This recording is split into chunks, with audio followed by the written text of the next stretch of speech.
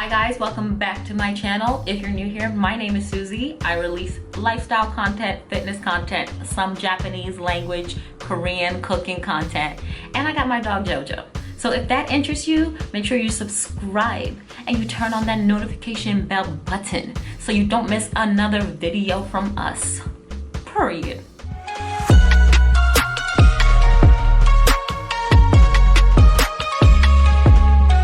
So I'm making this video because I actually got a lot of questions about it on IG, because IG is where I'm a little bit more present at. So make sure you follow into IG if you're not already. Yeah, let me tell you something. I like to work out, but it wasn't always like that. I was not always the fit chick. But in this video, I'm gonna tell y'all how I went from 135 pounds to 150 pounds of solid brick house stallion unit body yaddy. Okay, I talk about my transformation a lot on Instagram and Twitter, and a lot on my website, which is SusieBfitness.com. And through that, I talk about how a lot of it came from a negative place in the beginning. I was skinny.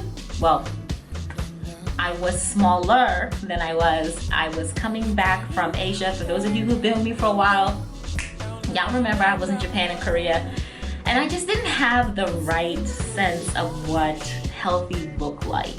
So I got back to the States, and suddenly everybody was commenting on how small I was and how I looked sick, and black girls are supposed to have curves and this and that. And honey, I ain't had now damn bit of it. It was all into Pilates. So I was super lean, but I had a lot of, I don't know, I didn't dislike the way I looked for sure, but I definitely was more so focused on the aesthetics. So I was under eating, and I was only really doing Pilates and yoga. The year is 2015, and your girl Susie is a whopping 135 pounds. And I decided that I was going to start lifting weights. And what I first did was I went on bodybuilding.com. Now, I'm not even actually sure how much of use bodybuilding.com is, like how in it is these days, but in 2015, bodybuilding.com was it, baby. So I would go into the gym, a 24-hour gym. I would go in at like 11 p.m. when nobody was there because I didn't know how to do shit. And I would sit there and I would have my laptop and I would do these workout programs on bodybuilding.com. And that's when I actually started realizing that, you know what, I'd actually prefer to be a little bit stronger than I am, because I couldn't lift anything. And I used to be a cheerleader, honey baby, a base, so I'm used to lifting bodies. But suddenly I was weaker and it really bothered me. So at the time, there was a personal trainer who my mother was using, and that personal trainer was nice enough to also kind of show me what to do. So for 6 months, I worked with that personal trainer and I learned the basics. I learned everything I would need to know to be able to be an effective bodybuilder, to be able to work out in the gym or at home by myself with little to no supervision. At that point also, that is when I started to pay attention to my nutrition. I was no longer eating about 1,300 calories a day, and I was kind of eating around 1,600 calories a day. I was definitely focused on my protein way more than I ever had been, and I was making sure I ate my carbs. So in 2016 is when I began to see a lot of my transformation. 2016, 2017. Those were the years that I was putting up some heavy weight. I was working on squats, I was working on deadlifts, I was working on bench pressing. Those three major compound movements. Now, this was a different time in the gym scene, and it was also a different time on YouTube.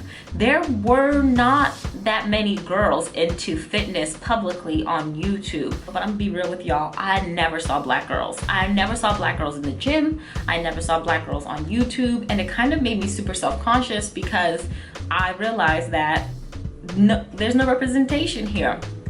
So I decided that I wanted to be the representation. So I started training with a trainer, a strength trainer, to go ahead and try to get into the powerlifting space. I did that 2017 into 2018, and that's when most of my gains came. That's when I kind of shot up from 140 to 150. And I've been at a consistent 150 ever since, because at this point, I know how to work my body out the way I'm supposed to, in the way that suits me. Great thing about it is more female representation started coming out.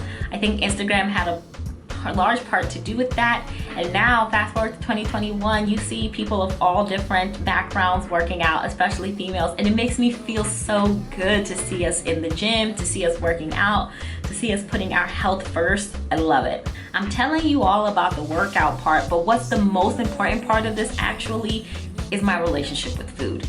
I had to start eating more and stop being afraid to eat.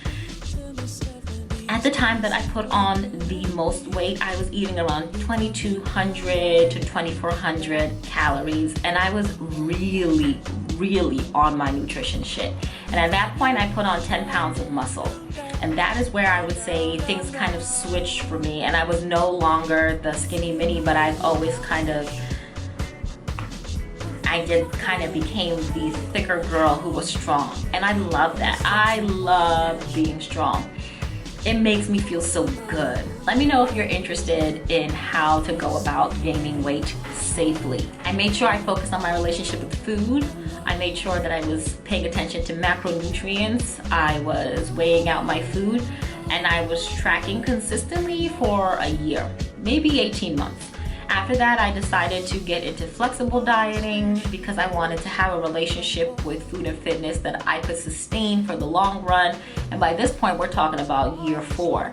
So this is not something that I'm new to at this point. It's become ingrained in me. That is really the second main tip that helped me change my physique and my overall health, is consistency. You're not gonna see the changes you wanna see in 1 month, in 2 months. Shit, you might not even see it in 6 months, but it takes time, and you have to keep going even when you don't feel like going. The third thing that was really important to me changing my physique and putting on that weight is I had to have a better relationship with sleep.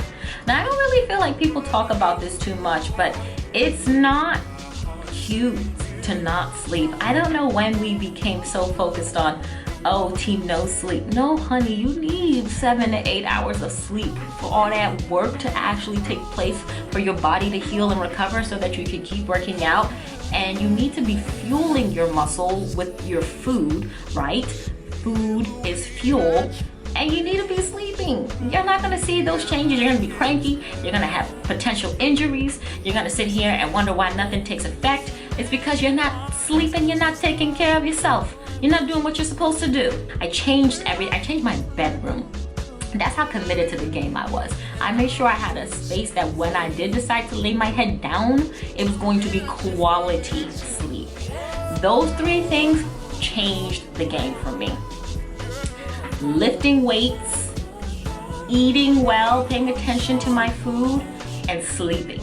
These 3 things are probably the top things that I could share with you. As I said in the beginning, I sit at 150. I always sit at 150 now, no matter what I do.